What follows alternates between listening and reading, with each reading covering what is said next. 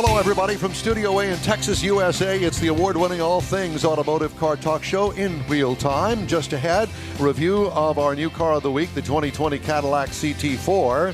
This week in Automotive History, stories making auto news headlines. We got that and more, along with some great guests this segment. The In Real Time Car Show for Saturday, and it is September 19th, 2020. Howdy, along with King Conrad DeLong, I'm Don Armstrong.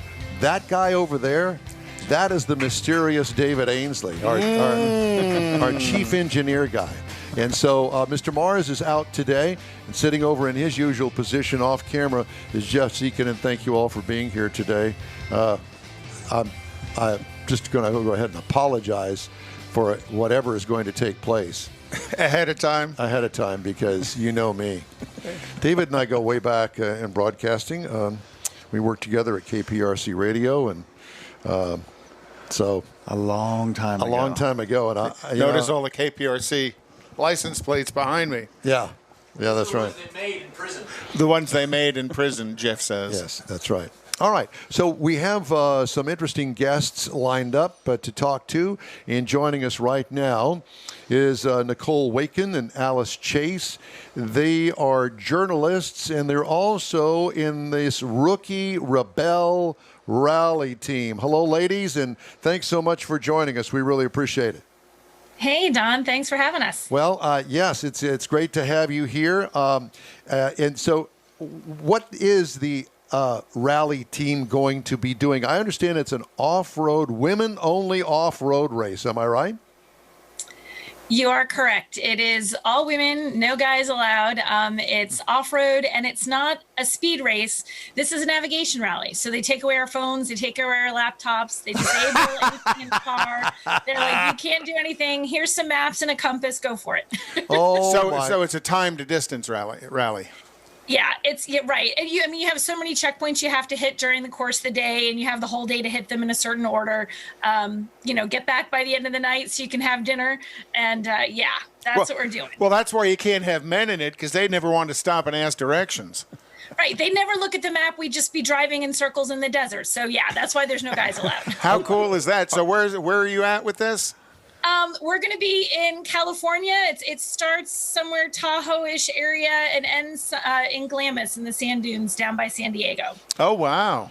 Well, that what a great scenery. Well, unless, of course, it's on fire. I'm sure that you've heard about all the fires out there.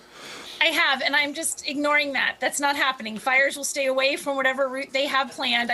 I'm crossing my fingers. They don't say, hey, guys, new maps. The ones we gave you were on fire, so we're going to send you a different way. So when is this going to take place? It's from October 8th to October 17th. So you've got a few days to make this trek. Do they have overnight accommodations, or are you sleeping in the car?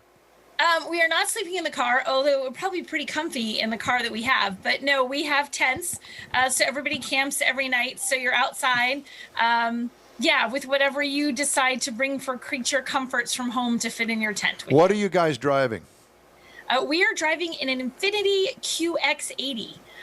So although we're roughing it when we're sleeping, when we're driving, we have this nice, comfy, fancy luxury SUV. There's nothing roughing it about a QX80. Well, that's interesting that you should say that, because I had asked to get an Infiniti, and I was told that I don't qualify to get an Infiniti. They wanted to know what kind of story I was going to actually have to talk about the Infiniti, and I don't play that game, so I don't get an Infiniti. Well, they're going to have the story of running it through the good rally. For them. But I'm not talking about them. I'm talking about me. So you'll have to tell us about your Infiniti experience, since they won't let me drive one anymore.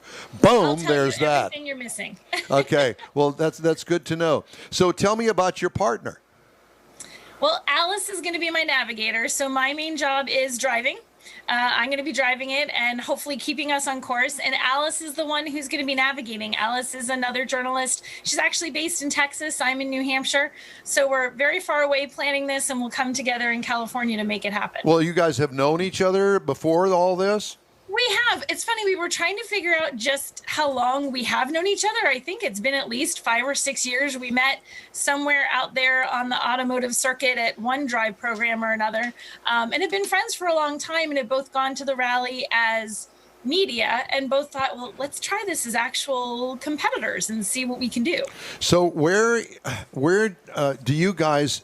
How do you guys know each other? Granted that you're both journalists, but how did you get to know Alice? It was really just from being on the automotive circuit. You know, you travel a lot. You're going to drive programs, except, you know, these days, normally you travel a lot. So you're always at events driving, and you have drive partners at all these events. And more than once, Alice and I had just partnered up driving cars on the road. Nothing, no rally, no, you know, navigation challenges or anything, and had just become friends over the years. And that's really how we met and how the whole idea of being partners in the rally started. Now, do you write for a publication, radio, TV? Tell me. I do. I write for quite a few publications. I'm freelance, so I write for the Boston Globe and Auto Bytel and Carfax. I do stuff for AAA and for Napa, so I'm all over the place. How did you get your automotive background? How did you learn automotive? Well, it was one of those things. I've always enjoyed cars. I've always liked cars. I didn't know really the job of an automotive journalist sort of existed until maybe about 10 years ago. I was doing other writing. I'm a huge nerd. I like Star Wars and Star Trek and comic books and all that stuff. And they invited someone from a website that I was writing for to cover the launch of the Dodge Dart. And no one wanted to go because no one was into cars. And I was like, well, I like cars. I'll go.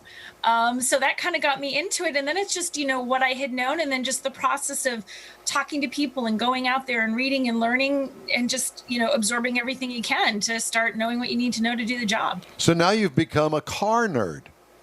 Yeah, kind of. Yeah, I feel like that's fair. Now, do you get a new car every week? I do. I get a different car to drive pretty much every week.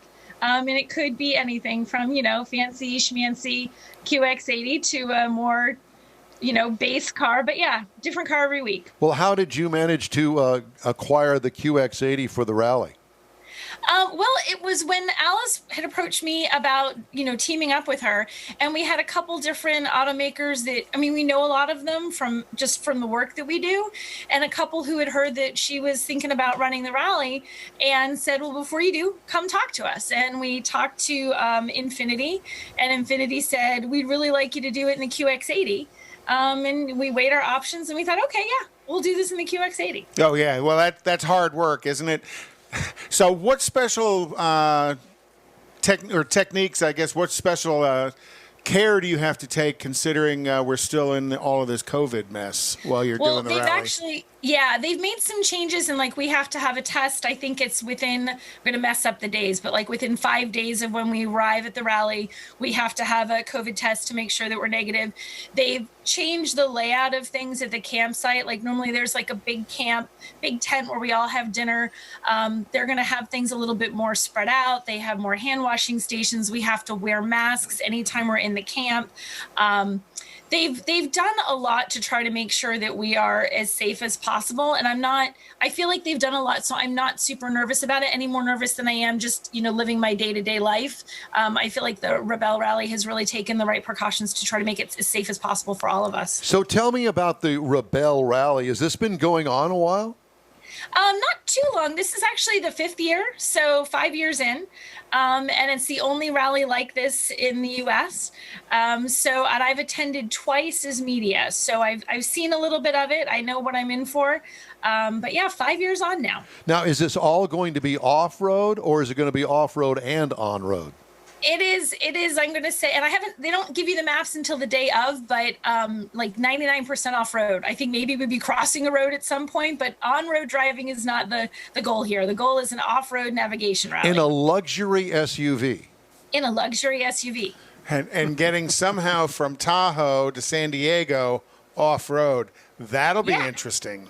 So it will be interesting because you're gonna probably dodge quite a bit into Nevada. I'm just thinking off the top of my head into Nevada to stay off road as much as you can. Because if you're on the California side of Lake Tahoe, you're up in the mountains all the time, and it'd be real hard to go off road through the mountains. Right. Yeah, I know they have a plan. They have a route. They have, you know, they know where we're going, but we don't see the maps until the rally starts. We don't know what the checkpoints are until the day of each day of the rally. So yeah, we'll know where we're going once we're actually going there. So how much extra support equipment do you need in the vehicle as you're doing that much off-road? Because I would assume you're going to have a couple of extra spare tires just in case, you damage a tire along the way. Absolutely. They require, I think it's because there's two classes. There's a 4x4 class and there's a crossover class. And I believe the crossovers have to have 2 spares. Everybody else has to have at least 1. I have 2 because they said, do you want 2? And I said, absolutely, give me 2. So we have to carry that. You have to carry some basic equipment, spill kits, some extra water, things to keep you safe, that sort of stuff. And then you can carry some spare bits and pieces if you want. And they do have mechanics at the base camp. So if there's something that goes wrong and you have the parts or whatever, and you want to try and have it fixed overnight, they can help you with a lot of that stuff. So if you have a flat, are you going to be allowed to change the flat, or do you have to have one of the support group help you change the flat? No, I have to change the flat. That'll be me and Alice. It'll be the 2 of us changing the flat. So are you also bringing a kind of a hydraulic jack with you as opposed to the factory jack? It's not the factory jack. It's not a hydraulic jack I haven't seen the actual build of the exact QX80 they're giving us, but they've told us he's put what he's quoted to me an off-road jack. I have no idea exactly what that will look like until I see the car. This coming Friday is the first time I actually get to see the one we're going to drive. I have a quick question. Yes, David. What is the question? Is it a stock car or is it modified for off-road?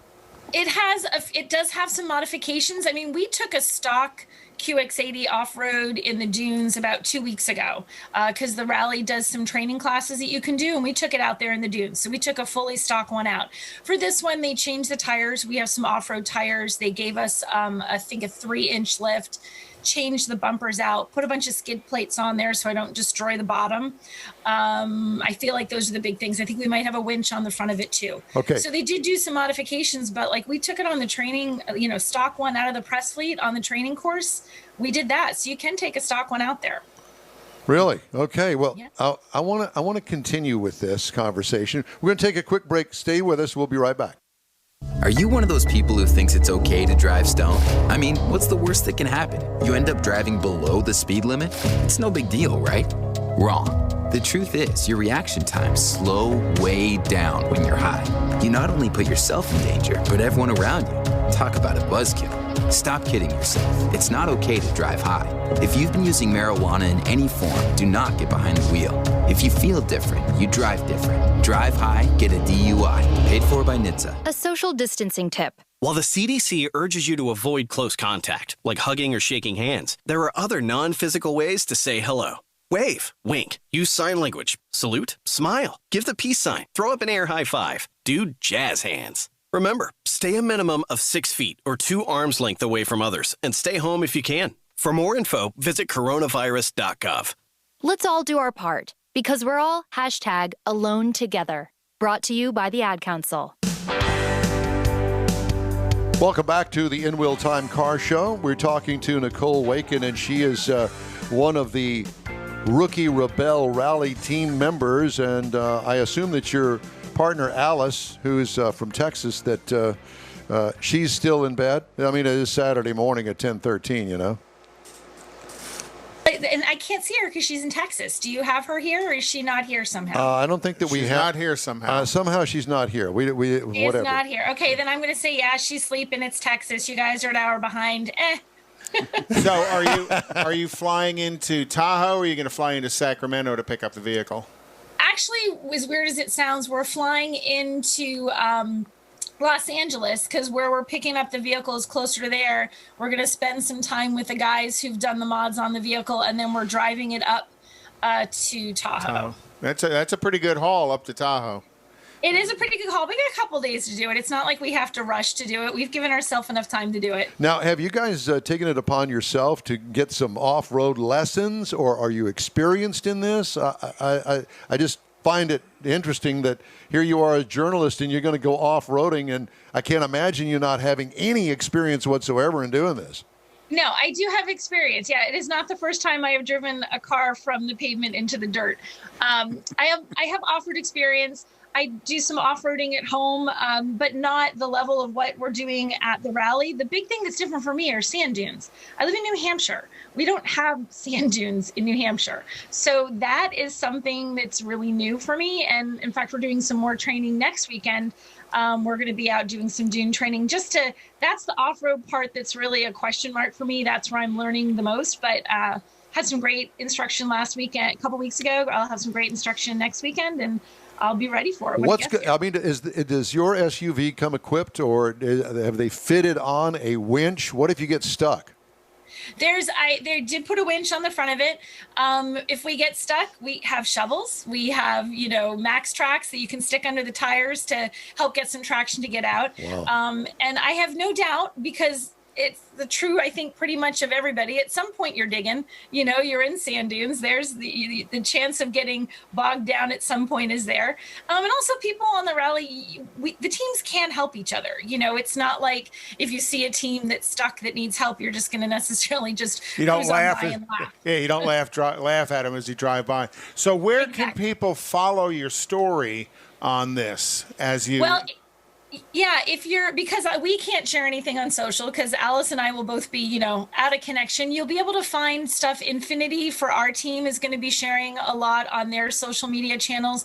And the Rebelle Rally, if you follow them, they'll be doing daily updates about what's going on at the race. And you can even see the teams and sort of track them as they go through the desert each day, little numbers, and follow the team. So that's the best way to see what's happening. Nicole, how many competitors are there going to be? Vehicles? How many vehicles on the rally? There are 40 teams, so that'd be 80 people. Wow, that's huge. Yeah, and y'all are going to leave at the same time? They have it sort of staggered. You have a time when you leave, so it's not just this crush of all of us at once. So they stagger you a little bit. Well, I can't imagine. How much fun is this going to be? It's going to be fun. I can't wait. Well, is somebody going to document this for you? Yeah, well, the teams, nobody can do their own stuff, but the rally has photographers and videographers who will be doing things throughout, who'll be taking pictures of us at our best and at our worst and sharing it all out there. So, yeah, hopefully we'll have a lot of good stuff from those guys. Now, is Infinity going to have somebody there as a representative from the brand documenting all this? I don't think there's going to be an Infinity person the whole time. They're going a little back and forth on exactly how that's going to work. But I know they do have things scheduled to have photographers and videographers at certain points. I think they might be utilizing the rally's internal staff to do that. So who is it that puts together the rookie Rebelle Rally team? How does that work? I mean, you have to get invited to it. So how do you fill out an application? You don't have to get invited to do this. If you want to do it and you go online and you sign up and you do have the car and do all the things they need you to do to be ready, anybody can do this. So in other words, I could dress in drag and try to get on one of the teams. If you think you can sneak in there, Don, I'd suggest really high heels and bright red, and maybe you'll be okay. She knows about your red pumps. I was just going to say they're not high heels, but they are pumps. And I listen. It's really hard to find those size 14s. I can tell you that. And it is California. It is California. So where will you be publishing your stories after they allow you to get it back on social media? I have mine. Everything that I have coming up is sort of a question mark, so I can't quite say where yet. So, but then on my social channels, when I'm done, I'll be sharing sort of my experiences with it. It's just my name, Nicole Wakelin. Follow me it's on Twitter, it's on Facebook, it's on Instagram, and I'll be sharing stuff after the fact. Spell your last name. It's Wakelin. Nicole Wakelin. We can find you on social media. You sure can. Well, it's been a real pleasure. It sounds like a ton of fun. I have to tell you that I am jealous, but but I really find it fascinating having two daughters, and I'm the flag waver for the girls' team all the time, and I wish you the best of luck. It's been a great interview, and we really enjoyed talking to you. And best of luck to your fellow Texan partner there, Alice Chase. Thank you so much. Well, thank you, and you stay in touch with us and let us know how things are going. Will do. All right, thanks. All right, that's Nicole Wakelin, and she's with the rookie Rebelle Rally team. All right. We're going to continue with the In Wheel Time Car Show after a quick break. As a matter of fact, we're going to have a car review, so we invite you to stay with us. 911, what's your emergency? There's a train that just hit a car. Sir, what is your location? Look around for a street sign, sir. It's 8th and Orchard. 8th and Orchard. Okay, very good. 8th and Orchard. Sir, help is on the way. Why would you do that? The train still doesn't stop. You have to get there now. At a railway crossing, even if the engineer sees you and hits the brakes, it can take a mile for the train to stop. And for you, that's too late. Stop. Trains can't. Paid for by NHTSA.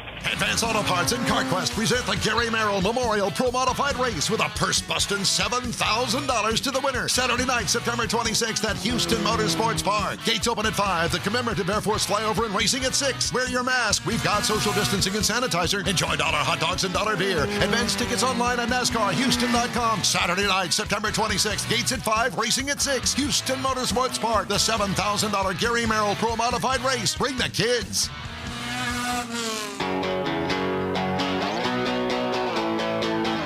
You know, I sure hope that nobody can read lips. Well, those 4 letters are easy to read, Don. Well, so I just found out that we actually did have Alice. Alice was in the waiting room. She was in the waiting room, but we didn't go to her. So we apologize, Alice. Alice Chase. And we kind of threw her under the bus, said she was still sleeping. Clearly not. So our apologies, Alice. Please forgive us. All right, time now for this hour's car review. Had a chance to drive the 2020 Cadillac CT4. It's a new sedan for Cadillac, and it kind of takes the place and runs between what used to be the CTS and the ATS. The ATS was the Camaro-based platform, the small one, right. And then the CTS, I think everybody knows. This is one sharp-looking car. Available trim levels: the luxury, the premium luxury, the sport, and the V Series. This one that we're going to review today is the V Series. The hot rod. It's the hot rod, but it's not the V8 hot rod. It is considered a compact sedan. I wouldn't call it that. Yeah, that's big for a compact. I would call it a midsize. Seats 5 passengers. It's all new for 2020. You'll see a lot of advertising on TV for it right now because it is the hot one from Cadillac, and they're really pushing it. Like I said, it does take the place of the ATS and kind of slots between what used to be the CTS, and you get it. You can see it. It's all new for 2020. It is a classic 4-door styling with a modern cutting-edge grille. Sculpted lower door sills on this. Sexy wheel offerings, and I really do like those wheels. I think they're cool. Bustle-style trunk with a built-in spoiler. Do you know what a bustle is? The bustle back. If you go all the way back to the Seville of 1979, there was a bustle, what they called a bustle back, the way it kind of extended out kind squarishly. Poked out, like the turn of the century women with they had those things that they... The bustle. It was called the bustle. Bustle, yeah. Exactly. Thank you. What I liked about it, it's bubble butt. Seriously, I do like that. It's the Kardashian of Cadillacs. Oh, my God. I wouldn't go that far with it. What could use improvement? They could ditch the chrome trim around the windows, I think. Well, it's Cadillac, but I think at that level, especially in the V Series, they should have gone black chrome on it. Interior highlights. Infotainment screen sits high atop the center stack, kind of like an iPad. Awesome contrasting color combos are available from Cadillac, and especially in the V. Edgy dash design. You can see the seats look kind of comfy. They are. Cargo trunk room. Adequate for this size car, but it has a small trunk opening. What I like about it? Well, pretty much everything. What could use improvement? I didn't like the plastic behind the seat adjusters on the side. You know, you open the door and you see the seat adjusters down there. Got a plastic panel behind there. It just makes it look cheap. They could do something better than that. 2.7 liter inline turbocharged 4-cylinder that turns out 325 horsepower. At a 2.7 liters, that's pretty awesome. 380 pound-feet of torque, 10-speed automatic transmission, 20 miles per gallon in the city, 29 on the highway. I got for a combined of 23. I do a lot of highway driving, 26.9 miles per gallon over 391.6 miles. What I liked about it, the power. What could use improvement? I don't know. What? It's a very, very good-looking car. Interior could kind of use maybe a little more pizzazz, but I thought it was an excellent-looking car. Ride and handling, sporty. Don't expect it to be some cushy floater that goes down the road like an old Oldsmobile. But that's not a V. Thank you very much for the Oldsmobile. But that's not the character of a V. Maybe the lesser versions of it might have a softer ride, but the character of a V should have a much more aggressive ride and handling package. It really has that kind of German feel to it, and I think that's really what they were after. Base trim price on this is a $44,495. Price is tested $52,165. If you don't care about the V and you just want to get into the car because you like it and it's sexy and it's hot, $32,995. That's $32,995 for a Cadillac sedan, and that's before wheeling and dealing. Yeah, exactly. Competitors, Mercedes-Benz A-Class for $32,800. The Audi A3 for $33,320. They're comparing it to really the ATS, but I was going to say the Genesis G70 is $35,450. Well, G70 makes sense size-wise. You know, the way that things are going these days, all of the manufacturers are trying to find a niche that really hasn't been filled. Because it's hard to do. It is. So when it comes to comparisons, it's kind of hard to compare it directly one-on-one, you know? Because everybody's living in their own little world at this point, trying to find their uniqueness. It's difficult for the manufacturers. Plus, manufacturers are also in this transition period where everybody and their mother is chasing Tesla, and everybody is working on electric. And Cadillac is going to go, they've already announced this, all electric. It's going to be General Motors' all-electric division. So, and that's coming quickly. They're supposedly going to have a brand new all-electric Cadillac next year, I believe. 21? I believe it's 21, and they're going to debut the all-electric. It'll be the first one, and it's going to be a while before they fill the entire roster of Cadillacs, but at any rate, that's on the things to do. You know, I have written down here the national race calendar, and I think we've already done that. Yes, we have. So what else do you have over there? Well, I thought we were going to talk about some of the national shows that are out there. Well, that's what you get for thinking. Well, that's actually, we show that at 11 o'clock. So we can do a little bit of some of the local racing going on if you want. Well, next weekend is Woody's second annual Waterfront Car Show. Oh, that's right. We want to make we're sure planning on being there. And we'll see. We hope how all that plays out. Yeah, how that plays out, because there's a lot of things going on that you know, I know that it's scheduled to go, but are we going to be there or not? We're going to try to be there.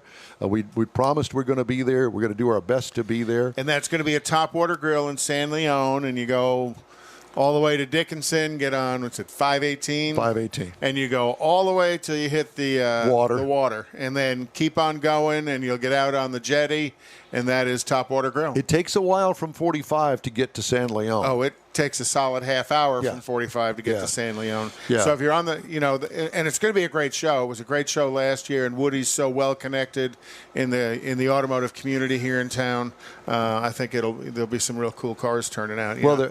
Last year was the first one. What a great show it was. Oh, that 69 L88, real L88 Corvette, that was an awesome car. And by the way, I found out through the grapevine, I haven't talked to him, but Greg Enders sold that truck. The one that won the show. Uh-huh. Mm-hmm. Did you know that? No, I didn't, but I'm not surprised. Yeah, he sold the truck. He's working on something else now. Must be nice. And then, tomorrow is going to be Sharpstown Golf Course at Prince's Hamburger, Speed Sport and Chrome Plating sponsoring the show. Yeah, it's called Chrome and Coffee. Chrome and Coffee. Going to be a lot of fun.